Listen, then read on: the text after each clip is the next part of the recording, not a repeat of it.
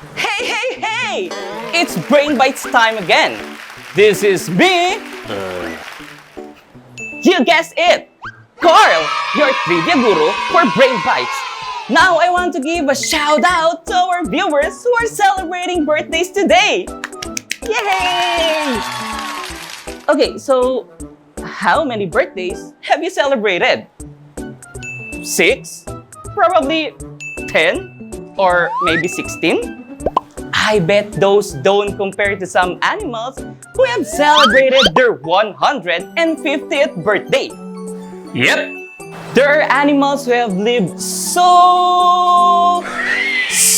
long and are still considered young. For this series, let's discover some of the oldest animals ever to grace planet Earth.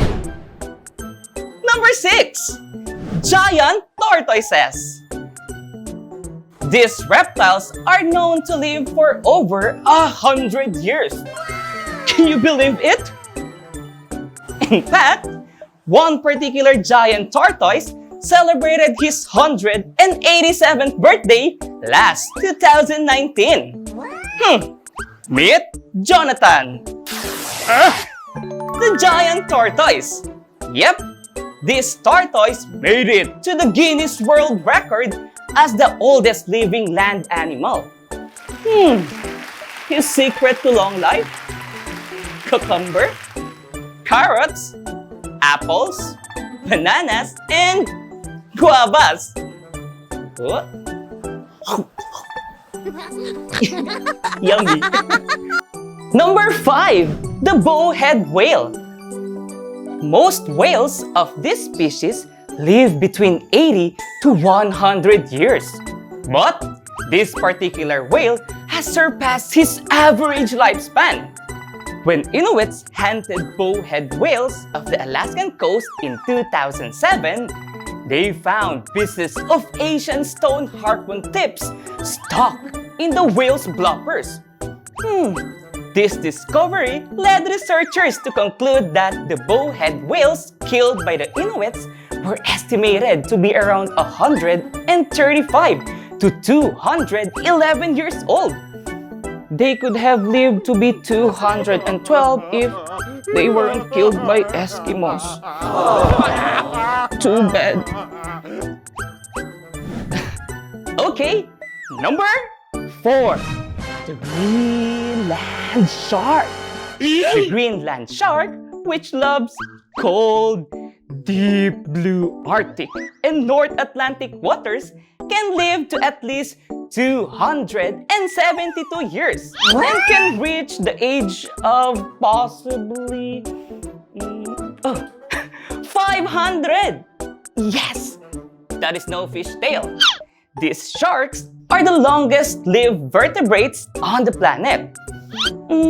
Why can they live so long? Well, according to scientists, living in very cold waters leads to a cold body temperature, which leads to slow metabolism, which means less damage to animal tissues, which means longer life. There you go!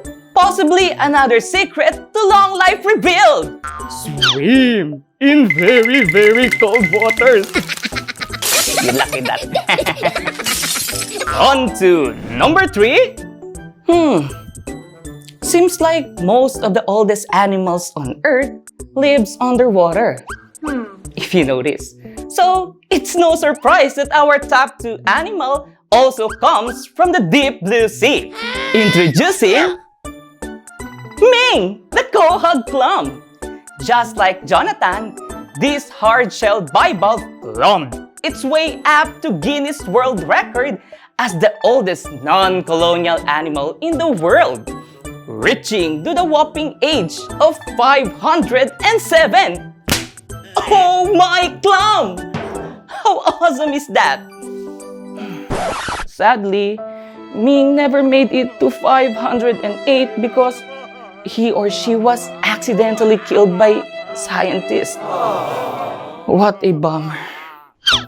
Using Ming together with other clams, were dug up by scientists as part of a project to investigate climate change. Part of the process was freezing the clams when they were brought on board, killing all the clams, including me. Oh, how unfortunate is that? But hey, it's a sacrifice for a good cause. From a non-colonial animal to a colonial animal, our top 2 oldest living animal is a sponge. No, not that kind of sponge. That kind of sponge. Many of us forget that these deep sea creatures are actually animals. Yes, they are colonial animals, meaning they are made up of many animals called polyps. Polyps stuck together to form a seemingly singular animal, and you would not believe how old they can become. Many sponges can be as old as 5,000 years old. One kind of glass sponge, the Monorapis juni, lived to be 11,000 years old. Imagine this animal blowing all the candles in its birthday cake.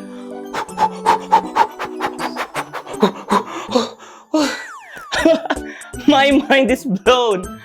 Okay, if our top 2 animal lived to be that age, I wonder how old our top 1 is.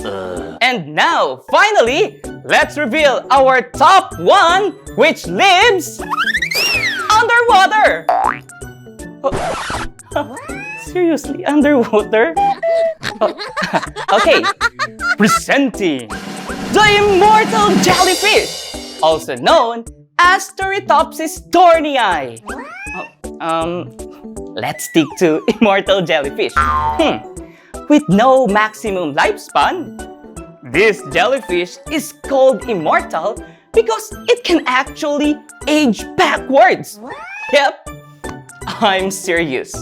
When this jellyfish is physically harmed or starving to death, it can actually transform from an adult back to being a polyp, which is its baby form. And what's more incredible is that it can do this process over and over again.